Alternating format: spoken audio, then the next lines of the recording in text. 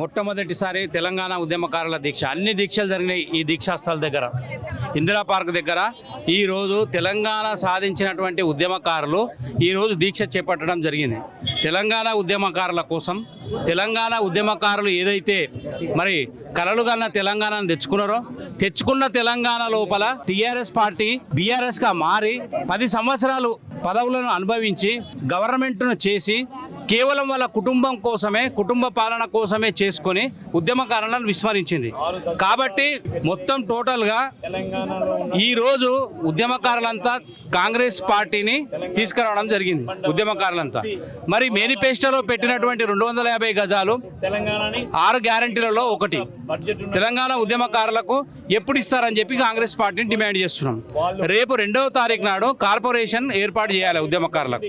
కాబట్టి ఆ కార్పొరేషన్ చేస్తారా చేయరా దానికే డెడ్ లైన్ పెట్టడం కోసం ఈరోజు దీక్ష చేపట్టడం జరిగింది. మీరు గనక ఒకవేళ తెలంగాణ రాష్ట్రం లోపల తెలంగాణ ఉద్యమకారులకు కార్పొరేషన్ ఏర్పాటు చేయకపోతే, ఉద్యమకారులకు గనక పెన్షన్లు ఇవ్వకపోతే, ఉద్యమకారులకు 250 గజాలు ఇవ్వకపోతే తదుపరి కార్యాచరణ మన జిల్లాల వారీగా ఉంటుంది. మీ గవర్నమెంట్ ఎట్లా నడుస్తుందో చూస్తాం.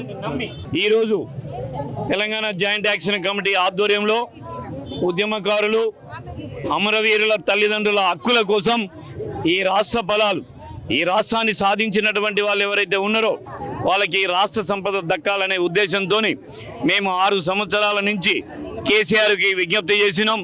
ఈనాడు అదే పద్ధతుల్లో, అదే శాంతియుత పద్ధతుల్లో మా డిమాండ్స్ ఏవైతే ఉన్నాయో అవి సాధించడం కోసం కేసీఆర్కి ఎన్నో విజ్ఞప్తులు చేసినాం. మంత్రులను కలిసినాం, ఎమ్మెల్యేలను కలిసినాం, నిర్లక్ష్యం చేశారు. అందుకనే కేసీఆర్ మీద వ్యతిరేకతని, కేసీఆర్ మీద కసిని తెలంగాణ సమాజం, ఉద్యమకారులు, అమరవీరులు పెంచుకున్నారు. కాబట్టి దాన్ని ఆసరాగా చేసుకొని కాంగ్రెస్ పార్టీ హామీలు ఇచ్చారు.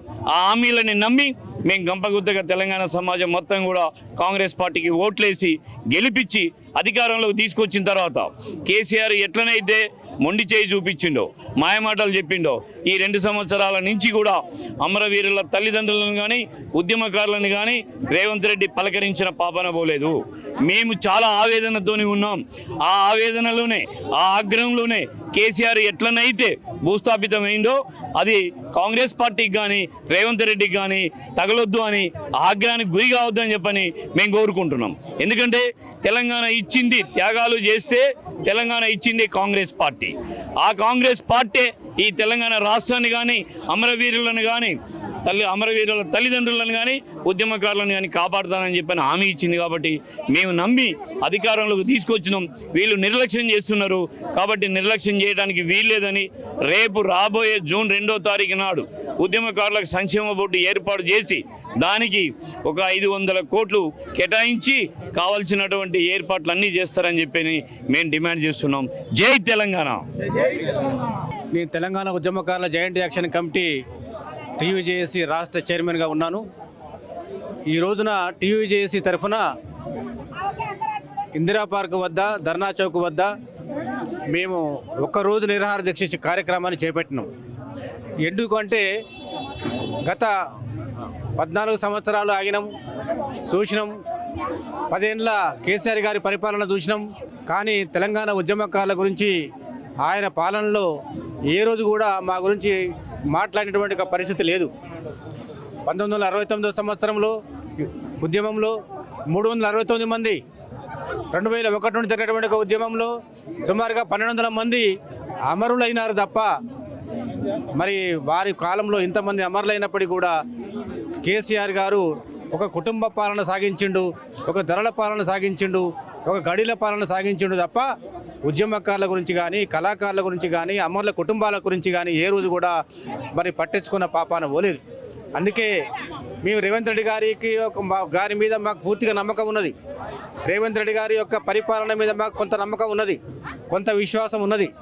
ఏమని అంటే తెలంగాణ ఉద్యమకారులకు ఏదైనా కొంత చేస్తాడు అని.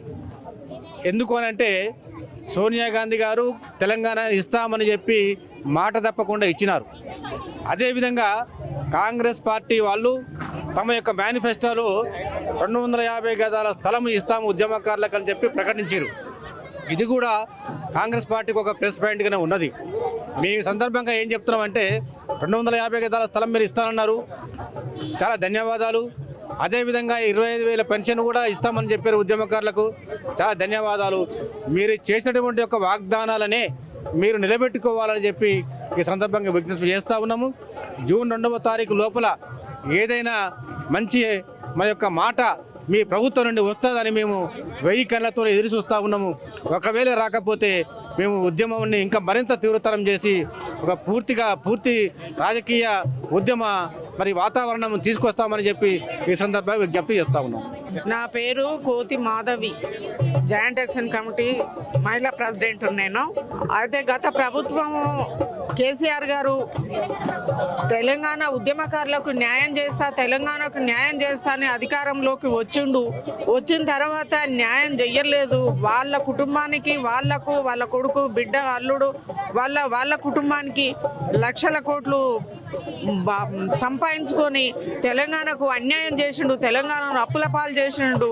అయినా కూడా ఆయన అవును అంటే తెలంగాణ ఉద్యమకారులకు న్యాయం చేయలేకపోయిందా? ఇప్పుడు 1% ఆయన సంపాదించిందో దాంట్లో 1% ఉద్యమకారులకు ఇచ్చిన ఇంకా ఉంటుంది, ఇంకా నాన్ ఉద్యమకారులకు కూడా తెలంగాణ మొత్తానికి కూడా ఇవ్వచ్చు. అంత సంపాదించుకున్నారు వాళ్ళు. మరి అది చూసి ప్రభుత్వము కేసీఆర్ గారు ఈ రకంగా ఉద్యమకారులకు అన్యాయం చేసిండని ఏ పరిస్థితిలో ఉన్నాడో ఇవాళ అది ఉద్యమకారులు చేసిండ్రు. ఆ పరిస్థితికి తీసుకొచ్చింది ఉద్యమకారులు. అయినా మరి రేవంత్ రెడ్డి గారు నేను ఇస్తాను వచ్చిన తర్వాత ఆయన పక్క రాష్ట్రాన్ని చూసి అడగకపోయినా తెలంగాణ మహిళలకు ఉచిత బస్సు ప్రకటించిండ్రు. మరి అదే ఉత్తరాఖండ్, జార్ఖండ్ ఇవన్నీ 2-3 రాష్ట్రాలు వాళ్ళు కూడా ఉద్యమకారులు అడగకపోయినా ఇచ్చిండ్రు. మమ్మల్ని ఎందుకు మర్చిపోయిండు ఈ రేవంత్ రెడ్డి గారు కూడా? ఆయన ఇచ్చిండు, ఒక మాట ఇచ్చిండు, నేను న్యాయం చేస్తా, 250 గజాల ప్లేసు, 25,000 పెన్షను ఇస్తానని చెప్పి రేవంత్ రెడ్డి గారు కూడా ఇప్పటి వరకు కూడా ఎటువంటి పరిస్థితి లేదు. కాబట్టి రేపు 2 తారీఖు నాడు మాకు ఏదైంది ఉద్యమకారులకు న్యాయం చెయ్యాలి, నేను ఇది ఇస్తా. ఒక్కసారి ఇయ్యమంటలేము, స్టెప్ బై స్టెప్ ఇవ్వచ్చు కదా. కొందరు ఉన్నారు, కొందరు లేరు, కొందరు రోడ్డు మీద వాళ్ళు ఏం పని చేయాలి? విద్యార్థులు వాళ్ళు. మేము పోలీస్ స్టేషన్లో పోతే మమ్మల్ని పోలీస్ స్టేషన్లో కూర్చోబెడితే మేము ఎట్లా, మా చదివి ఎట్లా, మేము ఎట్లా కేసుల పాలైతే అన్నోళ్ళు కూడా చాలామంది ఉన్నారు, ఎంతోమంది ఉన్నారు. ఇట్లా అమరులైన తల్లిదండ్రుల పరిస్థితి ఏంది, ఉద్యమకారుల పరిస్థితి ఏంది? మీరెందుకు? మా వల్లనే కదా, ఉద్యమకారుల వల్లనే కదా ఇవాళ వాళ్ళకు ఆ మంత్రుల పదవులు, ఎమ్మెల్యేలు ఇవన్నీ వచ్చింది. ఎవరి వల్ల? నేను ఒక ఎన్నెముకను దెబ్బతీసిన తర్వాత రేపటి పరిస్థితి ఏందో రేవంత్ రెడ్డి గారు ఆలోచించి మాకు న్యాయం చేయాలని నేను ఒక మహిళగా నేను అడుగుతున్నాను.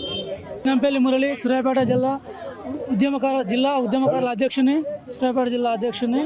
ఇప్పుడు ఏంటంటే ఇంతకుముందు తెలంగాణ వచ్చినప్పుడు మేమే చాలా ఇబ్బందులు పడ్డాం, రోడ్లు ఎక్కినాం, ధర్నాలు చేసినాం, అన్ని విధాలుగా చేసినాం. కేసీఆర్ గత ప్రభుత్వంలో 10 సంవత్సరాలు ఉన్నాడు. 10 సంవత్సరాలు ఉండి మాకు ఎలాంటి సహాయం చేయలేదు, మా ఉద్యమకారులను గుర్తించలేదు కేసీఆర్ గారు. ఇప్పటికైనా రేవంత్ రెడ్డి గారు మేనిఫెస్టోలో పెట్టినట్టు మాకు 250 గజాల ప్లేసు, మాకు పింఛని అన్ని విధాలుగా సహాయకారాలు అందించాలని మనం చేస్తున్నాము. లేకపోతే మళ్ళీ 2వ తారీఖు తర్వాత మేము మళ్ళీ రోడ్లు ఎక్కి ధర్నాలు చేస్తాం. అప్పుడు మేము ధర్నా చేస్తేనే, అన్ని చేస్తేనే, మా స్టూడెంట్ ప్రాణత్యాగాలు చేస్తేనే తెలంగాణ వచ్చింది. ఇప్పుడు కూడా మళ్ళీ అంతకంటే ఎక్కువ ఉధృతం అవుతుంది అని సందర్భంగా మేము మనవి చేసుకుంటున్నాం. జై తెలంగాణ, జై Telangana. Please subscribe to the channel and download the Politicos app from the links in the description.